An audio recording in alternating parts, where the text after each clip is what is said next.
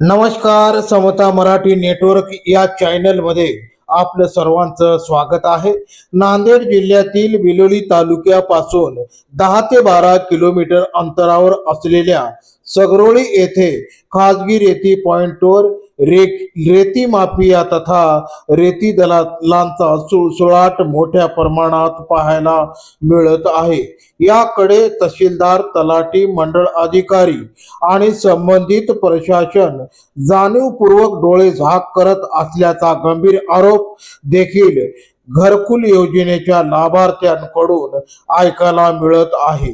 घरकुल लाभार्थ्यांना बांधकाम करण्यासाठी प्रशासनाकडून सवलतीच्या दरात रेती मिळत नसल्याचाही आरोप ही करण्यात आलेला आहे। सगरोळीच्या खाजगी रेती पॉइंटवर दलाल हे मालामाल झालेले असून घरकुल लाभार्थी मात्र बेहाल झाल्याचे चित्र पाहायला मिळत आहे। याशिवाय सदरील रेती दलालांची सोशल मीडियावर पोस्टही व्हायरल होताना दिसत आहे।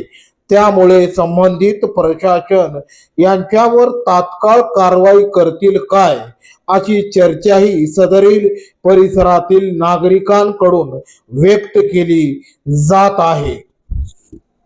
चला तर सविस्तर पाहूया।